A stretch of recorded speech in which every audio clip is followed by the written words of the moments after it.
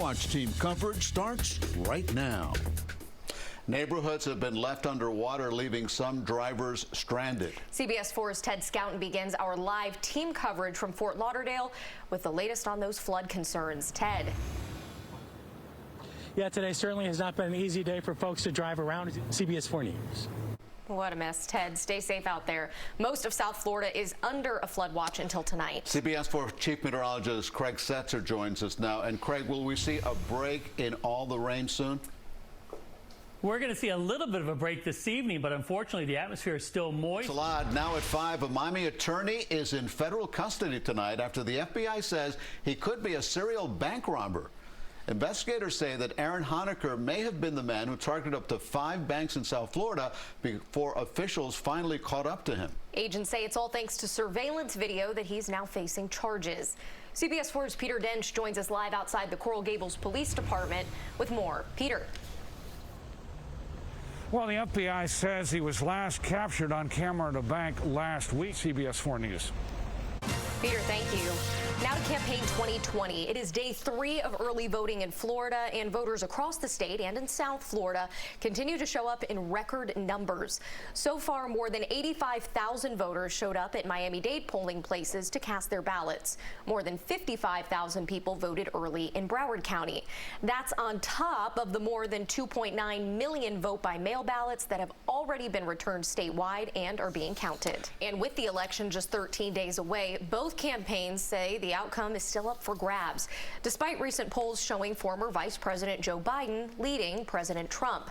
With less than 2 weeks remaining in the 2020 race for the White House, a familiar face hit the campaign trail today, former President Barack Obama.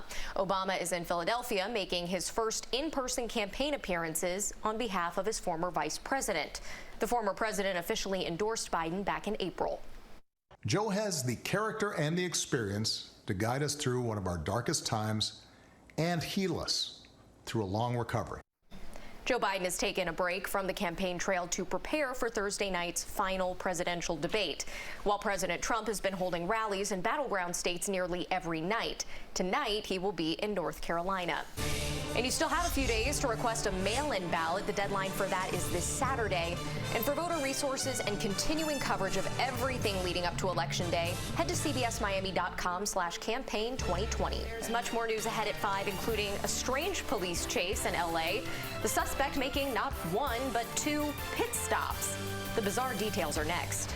Now to the latest in the Breonna Taylor case. A member of the grand jury is breaking their silence after no charges were handed down in Taylor's death. One of the jurors complained that State Attorney General Daniel Cameron did not give them the option to charge police officers with murder. CBS News national correspondent Jerika Duncan is covering the Taylor case and the argument over the public's right to know. When Kentucky Attorney General Daniel Cameron. CBS News, New York. Tonight, same-sex couples are rejoicing after Pope Francis just became the first pontiff to endorse civil unions. He made the declaration in a documentary film called Francesco, released in Rome. In the film, the Pope reportedly said, quote, "Homosexual people have the right to be in a family. They're children of God and have the right to a family," end quote. He then called for the creation of civil union laws. As Archbishop of Buenos Aires, Francis endorsed same-sex civil unions over same-sex marriage when Argentina was discussing legalizing same-sex marriages. A Miami-Dade police officer is home from the hospital after he was shot in the ear last night during a narcotics investigation. The shooting happened last night outside of an apartment complex along Southwest 67th Avenue. That's where we find CBS 4's Brooke Schaefer with the details on that officer's very close call. At the start of this wet Wednesday, Miami-Dade. Now at 5:30, lawyers handling family separation cases at the border say they cannot find the parents of more than 500 children. The children are in U.S. custody, and some haven't seen their parents in more than 3 years.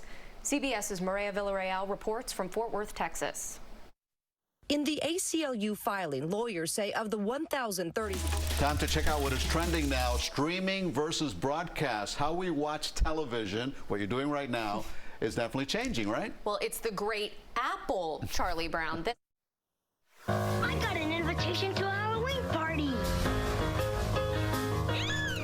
We know that tune. For the first time, though, in more than 5 decades, the annual Halloween special, It's the Great Pumpkin, Charlie Brown, will not air on regular TV.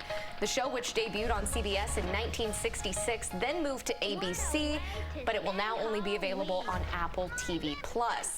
The deal is another sign that streaming services like Apple, Netflix, Disney, and Hulu are trying to gain viewership and dominate the market. You got to get it somehow. It never gets old. Fast and Furious appears to be slowing down. Word is Hollywood is putting the brakes on the popular franchise.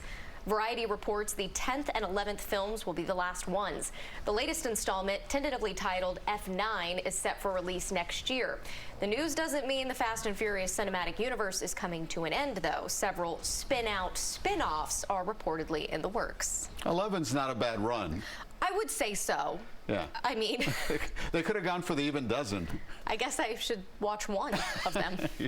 Let me know what you think about it. Okay. There are always great videos and stories to see online. Check out more of what's trending on Twitter, Instagram, Facebook, and cbsmiami.com/webextra. Still ahead, masked bank robbers wanted for stealing cookies. More on the furry felons next. Now to a CBS 4 health alert. Researchers at King's College in London are looking into why some people have the coronavirus longer than others. Doctors are describing it as long COVID. Researchers in the UK asked patients to log their symptoms on an app. While most recovered in less than 11 days, 1 in 7 were sick for more than a month. 1 in 45 reported being sick for more than 12 weeks. Doctors say people at higher risk for long COVID have more than 5 symptoms in their first week, are over the age of 50, women, and have asthma. We wanted to have an idea of how much that might affect people, especially as we are going into a second wave now in the pandemic, where more and more people are going to get exposed to the virus. As cases spike around the globe, doctors are creating a model to predict who is most at risk of long COVID. They hope their research will help prevent and treat the deadly virus. Amazon corporate employees can now work from home through next summer. According to multiple reports, the e-commerce giant is allowing its office staff to work remotely through June of 2021. With the move, it follows in the footsteps of Google, which told its staff they can work from home through at least next July. Break. Caught on camera, a pair of raccoons attempting to pull off a bank job in California. Authorities say the daring duo climbed a tree and broke in through the ductwork. They then fell through the ceiling and proceeded to wreak havoc inside the office. Eventually, Humane Society officials were able to get them out of the bank, but not before they got away with what they came for, a box of almond cookies. They left the money alone. And you had a similar experience with a raccoon. Oh yeah, a raccoon stole my picnic. What'd you do? Ran away. I should have just given it to him at that point. Good move, good move. Still ahead on CBS 4 News at 5:30. The curtain will one day rise again. Post-pandemic, the shows will go on at the Parker Playhouse. The legendary theater's mega makeover is next. Welcome back. The pandemic might have shut down performing arts centers and live theater all over the world, but there is plenty of activity at a treasured Fort Lauderdale landmark. I'm talking about the Parker Playhouse. The Playhouse is in the midst of a major $30 million makeover. CBS 4's Lisa Petrillo has a first look behind and in front of the curtain. CBS 4 News. It's pretty nice. We need to hear that, those steps toward normalcy, that it's going to get better eventually. And it'll be back bigger and better than ever. That's right. The hope. And that's CBS 4 News at 5:30. Here's what's next on CBS 4 News at 6. Widespread street flooding after a day of relentless rain. CBS 4 Live team coverage straight ahead. 13 days and counting until the general election. Tonight we go behind the scenes with local canvassing boards who make sure every vote is counted.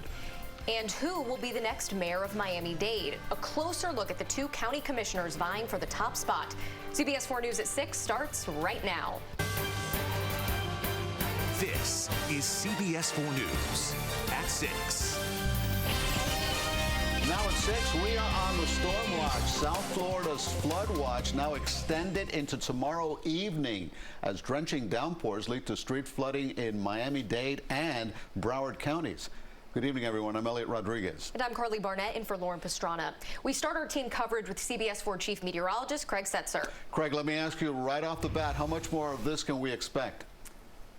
Well, we can expect some more rain, although I think we're through the worst of the flooding here as this rain continues. Live in Fort Lauderdale, Ted Scout, CBS 4 News. Turn around, don't drown. Ted, thank you. Now, new at 6, the general election is 13 days away, but local county canvassing boards are already hard at work making sure every vote already cast is counted. Tonight, CBS 4's Joan Murray takes us inside the process and shows us the critical role the canvassing board plays in the outcome. The goal of us as a canvassing board is a full and accurate count. New at 6, as a gift of appreciation for their tireless work on the front lines of the COVID pandemic, more than 100 Jackson Memorial healthcare workers will be given life insurance benefits. City of Miami Mayor Francis Suarez was at the hospital today to share the news. This serves us as a reminder that their life is precious, and that's why this gift of life insurance is a precious gift for them and for their family with the risks that they're taking. And it also is a reminder that the pandemic is not over. 136 Jackson Memorial healthcare workers will receive the life insurance. That's thanks to the Jackson Health Foundation and Jackson's president and CEO, Carlos Magoya. More on Campaign 2020 and our continuing series of special reports leading up to the general election just 13 days away. Tonight, we focus on the high-profile Miami-Dade mayoral race, 2 county commissioners vying for the position being vacated by Carlos Jimenez. Here's CBS 4's Ted Scouten. That's our news for now. The CBS Evening News with Nora O'Donnell is next.